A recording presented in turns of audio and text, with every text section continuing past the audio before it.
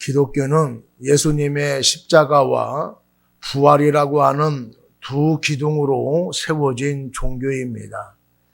사람들은 예수님의 부활을 믿지 못해서 예수님이 죽은 것이 아니라 기절했다가 깨어난 것이다. 또 제자들이 시체를 훔쳐가서 부활했다고 하는 것이다. 또 여인들이 예수님의 무덤을 찾아갔는데 빈 무덤을 찾아가서 예수님이 부활했다라고 하는 것이다 라고 이야기를 합니다. 성경은 예수님께서 십자가에 죽으셨다가 3일째 되던 날에 부활하셨다라고 말씀을 하고 있습니다. 유대인들에게 선하고 의롭다라고 존경을 받고 있는 아리마대 요셉과 또 니고데모가 죽은 예수를 장례 치렀다라고 말씀을 하고 있습니다. 예수님이 십자가에 죽은 것이 사실이다라고 하는 것을 말하고 있습니다. 그리고 예수님이 부활했다라고 하는 것을 여러 사람들이 목격을 했다라고 말씀을 하고 있습니다. 예수님께서 부활하신 목적이 두 가지가 있습니다. 하나는 예수님이 구원자라고 하는 것을 증명하기 위해서입니다. 예수님이 하나님의 아들로 우리의 모든 죄를 짊어지시고 죽으심으로 인해서 죄사함을 받게 되었습니다. 예수님이 구원자라고 하는 것을 무턱대고 믿으라는 것이 아니라 사실인지 아닌지 알아야 할 것입니다. 그래서 하나님께서 사망 권세를 깨뜨리시고 예수님을 부활케 하심으로 인하여서 예수가 구원자라고 하는 것을 증명해 보이신 것입니다. 다른 하나는 예수님이 부활하신 것처럼 우리들도 부활할 것이라고 하는 소망을 갖기 위해서입니다. 예수님을 구원자로 믿는 사람들은 예수님과 같이 마지막 때에 부활할 것입니다. 그런데 오늘 본문에 보면은 더 자세하게 부활하신 목적에 대해서 말씀해 주고 있습니다. 제자들이 죽을까봐 문을 걸어 잠그고 두려워하고 있습니다. 부활하신 예수님께서 제자들을 찾아오신 것은 두려움에 떨고 있는 제자들에게 평안을 빌어주려고만 찾아온 것이 아닙니다. 또 실패해서 좌절감에 빠져있는 제자들을 격려해 주시기 위해서만 찾아온 것이 아닙니다. 오늘 본문을 통해서 부활하신 예수님이 제자들을 찾아오신 이유가 무엇인가를 살펴보려고 합니다. 오늘 첫 번째로 자신이 말한 것을 성취하기 위해서 찾아오셨다라고 말씀을 하고 있습니다. 부활하신 예수님이 제자들을 찾아오셨습니다. 제자들은 예수님을 보고 유령으로 생각해서 놀라워했습니다. 예수님께서 부활하신 것을 의심하고 있자 그들에게 손과 발의 못자국을 보여주었습니다. 그런데도 믿지 못하자 먹을 것이 있으면은 달라고 해서 그들이 보는 앞에서 구운 생선을 먹었습니다. 그러자 제자들이 예수님이 부활하신 것을 믿게 되었습니다. 이어서 예수님께서는 성경을 풀어서 주님의 부활을 증거해 주었습니다. 44절, 45절 말씀 보겠습니다. 또 이르시되 내가 너희와 함께 있을 때에 너희에게 말한 바 곧 모세의 율법과 선지자의 글과 시편의 나를 가리켜 기록된 모든 것이 이루어져야 하리라 한 말이 이것이라 하시고 이에 그들의 마음을 열어 성경을 깨닫게 하시고라고 말씀을 하고 있습니다. 여기 모세의 율법과 선지자의 글과 시편은 구약 전체를 말하고 있는 것입니다. 구약 성경에는 예수님에 대한 예표와 예언의 말씀들이 가득 차 있습니다. 예수님이 사역을 하면서 제자들에게 구약에 예언된 메시아의 고난과 죽음과 부활에 대한 말씀이 자신을 통해서 이루어질 것이라고 말씀해 주었습니다. 제자들은 말씀을 들을 때에 깨닫지를 못했습니다. 예수께서 제자들에게 구약의 모든 말씀을 풀어주시며 깨닫게 해 주었다라고 말씀을 하고 있습니다. 사람들은 성경을 이해하는 데 있어서 지식이 필요하다라고 생각을 하고 있습니다. 배움이 많은 사람들은 말씀을 잘 깨닫게 되어지고 지식이 없는 사람들은 잘 깨닫지 못한다라고 생각을 하고 있습니다. 어느 것을 배우고 이해하는 데 있어서 지식이 밀접한 관계를 갖고 있습니다. 지식이 없는 사람보다 지식이 많은 사람들이 이해하는 데 쉽습니다. 지식이 없는 사람들은 자세히 가르쳐 주어도 잘 깨닫지 못합니다. 그런데 영적인 것은 꼭 그런 것은 아닙니다. 지식이 많아도 이해하지 못합니다. 하나님이 우리의 마음을 열어주셔야만이 영적인 것을 알아들을 수 있고 깨달을 수가 있는 것입니다. 제자들은 3년 동안 예수님을 따라 다니면서 말씀을 들었습니다. 또 알아듣기 쉽게 비유로 이야기를 통해서 말씀해 주었습니다. 그런데도 제자들은 말씀하신 것을 깨닫지 못했습니다. 여러 번 듣고 배움이 많아야 깨달아지는 것이 아닙니다. 주님께서 마음을 열어주셔야 깨달아질 수가 있는 것입니다. 마음을 열어주시는 것도 예수님이시고 성경을 깨달아 알게 하시는 것도 예수님이라고 하는 것을 말씀해주고 있습니다. 제자들이 말씀을 이해했다 한다라면은 예수께서 제자들의 마음의 문을 열어주시고 깨닫게 해주신 것입니다. 제자들이 스스로 깨달아서 알게 된 것이 아닌 것입니다. 그러면은 우리들도 읽은 말씀, 들은 말씀이 어렵다라고 생각하지 말고 깨달아 알게 해달라고 기도를 해야 할 것입니다. 우리가 말씀을 읽고 들어서 알게는 하는데 믿어지지 않을 때가 있습니다. 이해해 보려고 해도 이해가 되지 않습니다. 믿음이 좋은 사람에게, 교회를 오래 다닌 사람에게 물어봐서 설명을 들어도 이해가 되지 않습니다. 다른 사람들은 믿어진다라고 하는데 왜 나만 믿어지지 않을까 의아해하기도 합니다. 그런데 어느 날 깨달아지고 믿어질 때가 있습니다. 지식이 그동안 늘어나고 경험을 해서 깨달아진 것일까요? 아닙니다. 성령님이 깨닫게 해 주셔서 깨달아지고 믿어지는 것입니다. 성경은 성령의 감동으로 되어졌습니다. 성령의 감동으로 되어졌다라고 하는 것은 하나님의 말씀을 의도하는 대로 우리가 옴도록 기록되게 했다라고 하는 말입니다. 성경이 성령으로 기록되어졌기 때문에 성경을 해석하기 위해서는 성령의 조명을 받아야 합니다. 이 조명이라고 하는 것은 우리가 연극 같은 데 보면은 주인공을 큰 조명으로 이렇게 비춰주면은 주인공만 확 드러나게 되지 않습니까? 그걸 얘기하는 거예요. 내가 모르는 부분이 있을 때에 성령의 조명을 받게 되어지면은 그 말씀이 확연하게 드러나서 내가 이해가 되어지고 깨닫게 되어진다라고 하는 것입니다. 이렇게 우리가 성령의 조명을 받아야만이 하나님의 말씀을 바로 해석해낼 수가 있는 것입니다.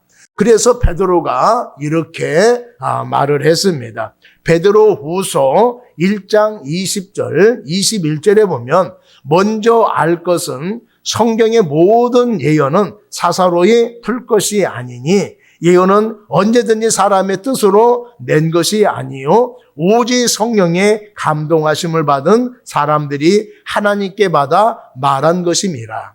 성경을 해석할 때에 세상적인 지식이나 경험으로 해석하면은 안 된다라고 말씀을 하고 있습니다. 예수님께서는 성령을 통해서 우리에게 말씀을 깨닫게 해 주십니다. 성령이 예수님을 증거해 주십니다. 요한복음 14장 26절에 보면은 보혜사 곧 아버지께서 내 이름으로 보내실 성령, 그가 너희에게 모든 것을 가르치시고 내가 너희에게 말한 모든 것을 생각나게 하리라라고 말씀을 하고 있습니다. 부활하셔서 우리와 함께 하시는 예수님을 만나는 길은 성경에 있습니다. 우리가 말씀을 배우고 듣고 읽고 묵상할 때에 성령께서 말씀을 깨닫게 해 주십니다. 성령께서 우리와 함께 계시는 예수님을 만날 수 있도록 해 주십니다. 예수님을 인격적으로 만나며 교제하게 성령이 해 주실 것입니다. 성령을 통해서 주님과 친밀한 교제를 나누시고 주님과 동행해가는 성도들이 다 되기를 축복합니다. 두 번째로 복음 전파 증인으로 세우기 위해서 찾아오셨습니다. 예수님이 십자가에 죽으시고 부활하심으로 이제 구원의 새로운 시대가 활짝 열리게 되었습니다. 예수님의 이름으로 죄사함을 받게 하는 회개가 예루살렘에서 시작해서 열방의 모든 나라, 모든 민족에게 전파되기를 원하고 있습니다. 46절, 47절 우리 다 함께 읽어보겠습니다. 또 이르시되 이같이 그리스도가 고난을 받고 제3일에 죽은 자 가운데에서 살아날 것과 또 그의 이름으로 제사함을 받게 하는 회개가 예루살렘에서 시작하여 모든 족속에게 전파될 것이 기록되었으니 아멘. 구약 시대에는 잘못을 했을 때에 죄를 지었을 때에 죄를 속죄할 수 있는 제물을 가지고 와서 그 제물이 죽음으로 인하여서 죄 용서함을 받았습니다. 죄를 지을 때마다 제물을 드려서 용서함을 받은 것이지요.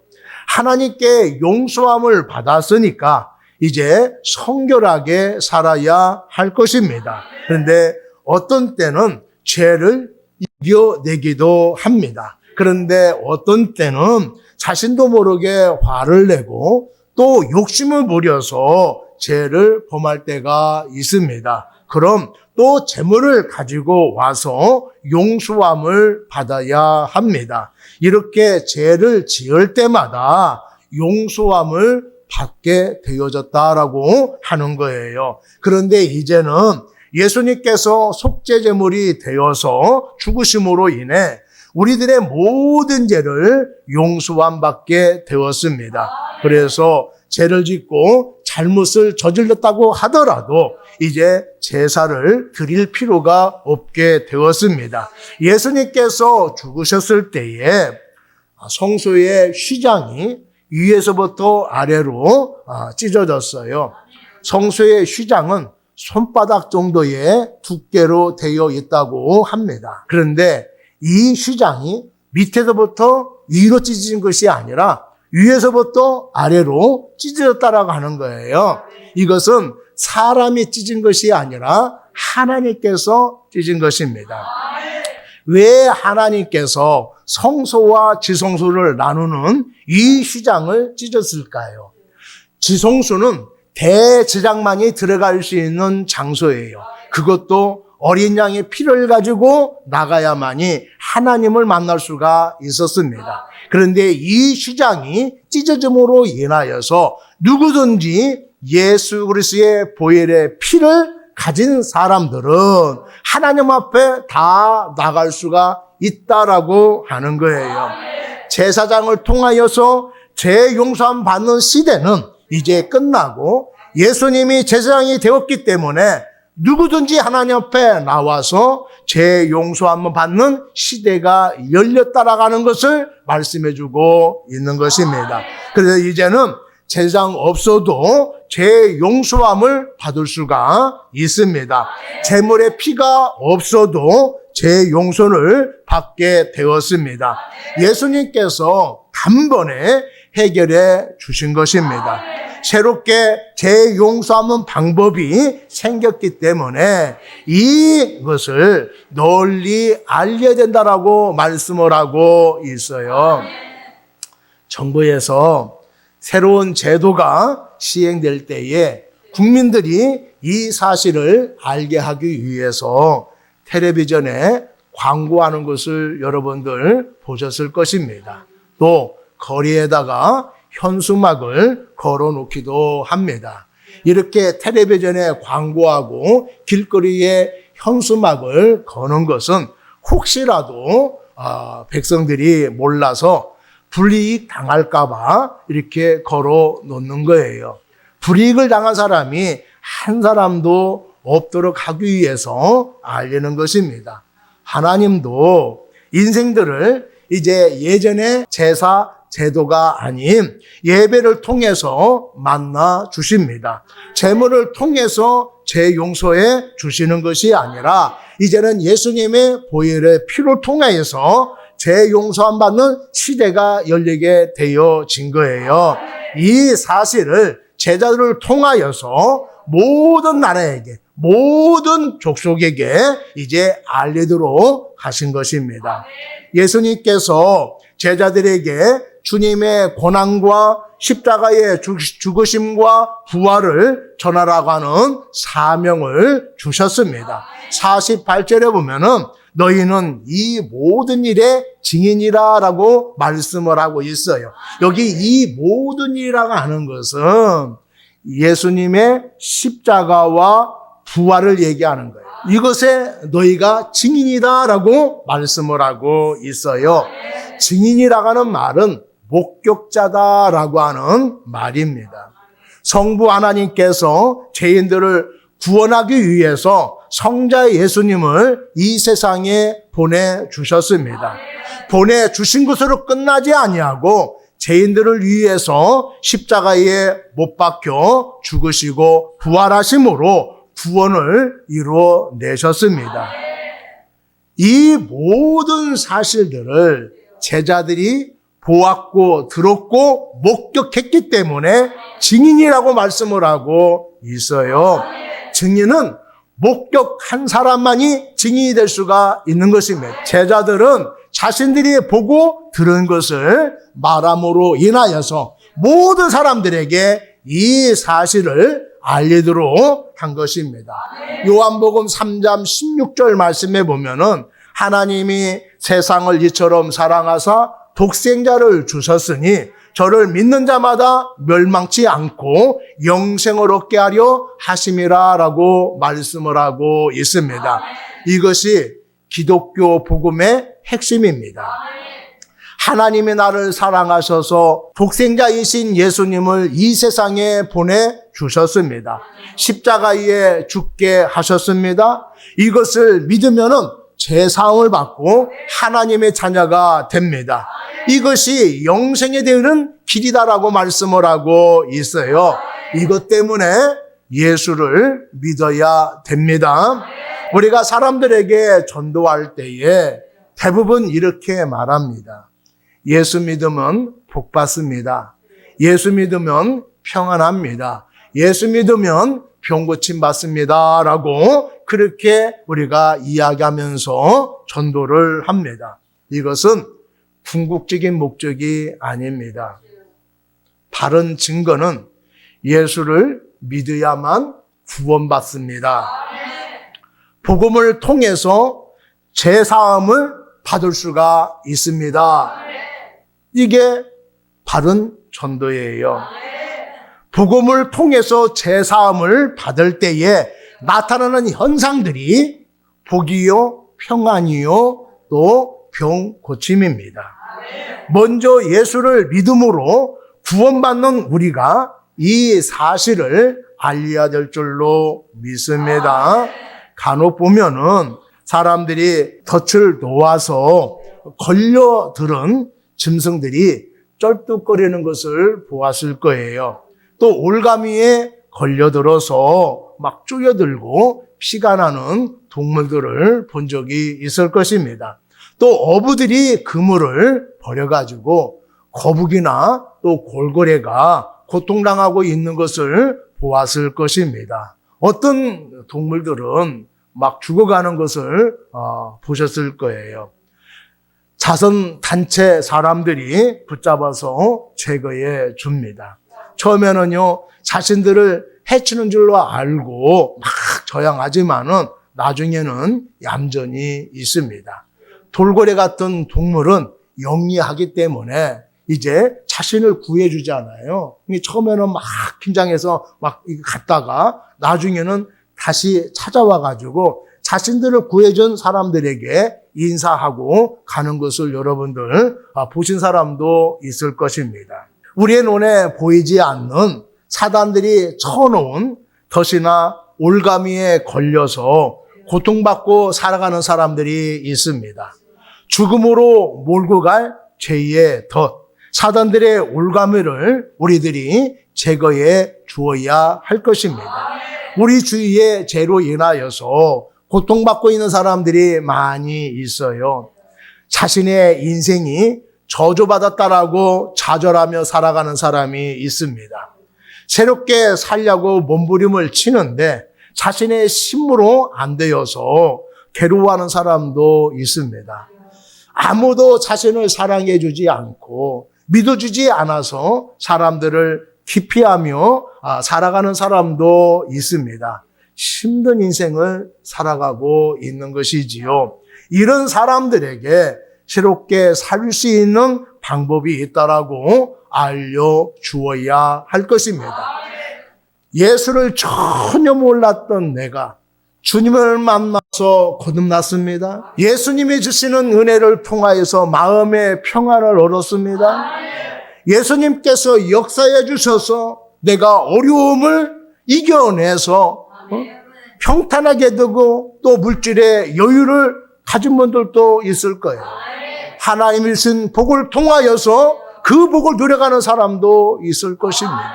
내가 예수님을 통하여서 이런 은혜와 이런 평안과 이런 축복을 누리고 있다 한다라면 그 은혜와 복과 평안을 알지 못하는 사람들에게 예수를 믿게 해서 그 복을 누리도록 우리가 주님 앞으로 초청을 해야 할 것입니다. 그럼 하나님께서 그 사람도 강팍함을 마음을 열어서 복음을 듣게 하고 깨닫게 하고 예수님을 믿게 해서 내가 받은 그 복과 내가 만난 예수님을 만나게 해 주실 줄로 믿습니다. 우리가 하나님을 만나게 되어지면은 예수님을 만나게 되어지면은 모든 죄를 다 사함받을 수가 있습니다. 죄만 사함받는 것이 아니라 하나님의 자녀가 될 수가 있습니다. 하나님은 자녀만 되는 것이 아니라 하나님의 자녀의 권세를 누리는 사람으로 살아갈 수가 있습니다. 먼저 새로운 길로 가고 있는 우리 모두가 이 사실을 알지 못하는 사람들에게 담대하게 증거하며 살아갈 수 있는 우리 모두가 되기를 축복합니다. 세 번째는 성령을 받게 하기 위해서 제자들을 찾아오셨습니다. 제자들은 겁이 많고 연약한 적은 무리에 지나지 않습니다. 그들이 어떻게 복음을 온 세상에 전하는 엄청난 사명을 감당할 수 있을까요? 제자들이 땅끝까지 복음을 담대하게 증거할 수 있도록 하나님께서 약속하신 성령을 보내주시겠다라고 예수님께서 말씀을 하고 있습니다. 49절을 한번 보겠습니다. 볼지어다 내가 내 아버지의 약속하신 것을 너희에게 보내리니 너희는 위로부터 능력을 입히올 때까지 이 성에 유하라 하시니라.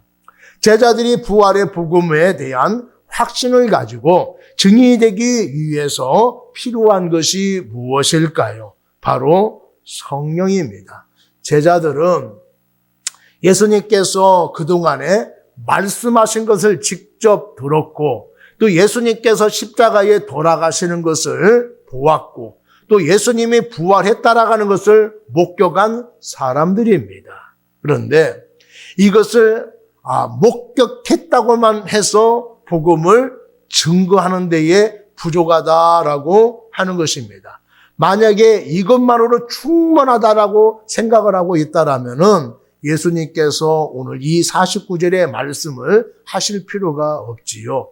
너희들이 다 알고 있으니까 그 믿음을 붙잡고 열정적으로 복음을 증거하면은 온 세상의 복음이 증거될 것이다라고 말씀을 하셨을 것입니다. 그런데 열정만으로 믿음만으로는 복음이 증거되기에 부족하다라고 하는 거예요.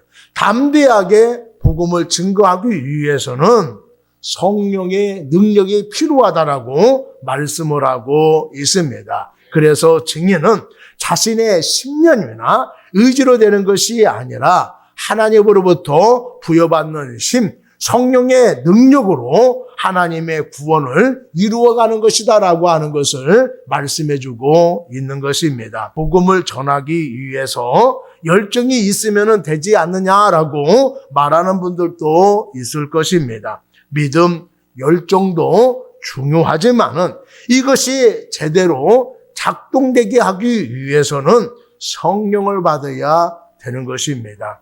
성령을 받아야 담대하게 전할 수가 있습니다. 사람을 위축하게 만드는 것이 무엇입니까? 사람들과 물질과 환경 아닙니까? 이런 것에 영향을 받지 아니하고 담대하게 복음을 전하기 위해서 성령을 받아야 된다라고 말씀을 하고 있습니다. 그래서 예수님께서 성령 받기 전에는 절대로 이 성, 예루살렘을 떠나면 안 된다라고 말씀을 하고 있습니다. 다시 이야기하면은 성령 받기 전에는 복음을 전하지 말라라고 말씀하고 있는 것과 똑같은 것입니다. 그러니까 복음을 전하는 데 있어서 가장 필수적인 것이 무엇이냐? 성령이다라고 말씀을 하고 있어요. 자, 능력을 받기 전까지는 성령의 능력을 얘기합니다. 근데 여기 능력이라고 하는 단어에서 뭐가 나오냐면은 다이너마이트가 나왔습니다. 다이너마이트 하나가 터지면은 집 한 채가 흔적도 없이 날아갈 정도로 강력합니다. 이렇게 강력한 다이너마이트가 내가 가지고 있다라고 한번 생각해 보시기를 바랍니다. 그러면은 그 파급 효과가 얼마나 크겠습니까? 그래서 능력을 받기 전에는 예루살렘을 떠나지 말라라고 말씀을 하고 있습니다. 성령을 받은 제자만이 예루살렘으로부터 온 열방에 이르기까지 주님의 복음의 증인이 될 수가 있는 것입니다. 비겁하게 예수님을 배반했던 제자들이 언제 변화가 되어졌습니까? 언제부터 죽음을 두려워하지 아니하고 예수님을 그리스도라고 증거했습니까? 성령 충만함 받은 뒤부터였습니다. 연약하고 무지했던 제자들은 성령의 충만함을 받고 난 뒤에 담대하게 복음을 전하게 된 것입니다. 그리고 능력은 일종의 불과 같은 것입니다. 가슴에 성령의 불이 붙여져야 됩니다. 불이 붙으면은 아는 것으로 끝나는 것이 아니라 머리와 가슴에 동시에 불이 붙어서 내 마음과 인생을 완전히 흔들어 놓습니다. 복음의 불이 붙어버리면 당할 자가 없습니다. 오늘 이 시간에 십자가 복음 안에서 성령의 불이 붙기를 간절히 바랍니다. 고집이 강한 사람은 그 고집을 잘 꺾지 않습니다. 중요한 것이나 당연한 거 고집을 내세우기도 하지만은 중요하지 않고 쓸데없는 것에 고집을 펴서 주위 사람들을 힘들게 할 때가 있습니다. 고집을 피우는 사람보다도 더 센 사람이 있습니다. 그 사람이 바로 성령을 받은 사람입니다. 성령을 받은 사람은 주님의 뜻과 일에 있어서 그 뜻을 절대로 굽히지 않습니다. 복음을 전하다가 장애물을 만나고 핍박하는 사람들을 만날 수 있습니다. 그리고 물질적인 어려움도 당하게 됩니다. 환경적인 어려움도 겪을 수가 있습니다. 성령을 받으면은 그 누가 협박한다 하더라도, 물질의 어려움이 있다 하더라도, 고난이 따라온다 하더라도 절대로 포기하지 않습니다. 불도저처럼 그냥 밀고 나가게 되어집니다. 죽어도 그 뜻을 굽히지 않습니다. 목이 잘려나가도 후회하지 않고 십자가에 거꾸로 매달아 죽어도 억울하게 생각하지 않습니다. 오히려 자랑스럽게 생각을 합니다. 열심히 열정적으로 전한다 하더라도 성령이 없으면은 금방 식어버릴 수가 있습니다. 사람을 의식해서 전하지 못하게 됩니다. 어려움을 만나거나 버거울 정도로 무거운 짐을 느끼실 때가 있을 것입니다. 그러면은 여러분들 너무 힘들다라고 이야기하고 있잖아요. 어려운 또 무거운 짐이 문제가 아니라 나의 연약함이 문제인 것입니다. 그 연약함을 해결할 수 있는 방법이 무엇입니까? 내가 권능을 받으면 되는 거예요. 내가 성령의 능력을 받으면 되는 것입니다. 그러니까 여러분들 힘들고 어려움에 처하게 되어지면은 하나님의 능력을 구하는 여러분이 되기를 바랍니다.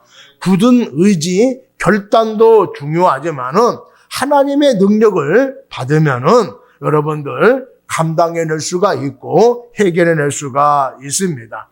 전능하신 하나님이 개입을 하는데 안 되는 것이 뭐가 있겠습니까? 하나님의 능력이 나를 통해서 나타나기 때문에 어떤 문제든지 해결해낼 수가 있습니다. 여러분들 맡고 있는 장애물, 또 사람, 환경을 모두 극복해낼 수 있는 사람이 될 것입니다.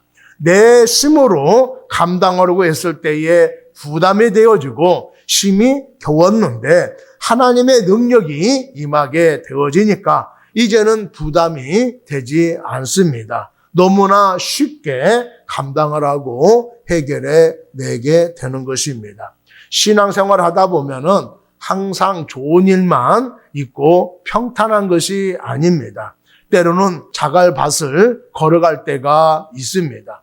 웅덩이를 만나서 조심조심 가야 할 때도 있습니다. 오르막을 만나서 힘겹게 갈 때도 있습니다. 이렇게 어려운 일들을 많이 겪게 되어집니다. 어떤 사람은 힘들다고 도망치는 사람이 있고 어떤 사람은 어렵다라고 쉬려고 하는 사람도 있습니다. 여러분, 도망친다라고 쉰다라고 문제가 해결됩니까? 오히려 더 힘들어지고 좌절감이 찾아오게 될 것입니다. 연약하게 사는 것은 하나님의 뜻이 아닙니다.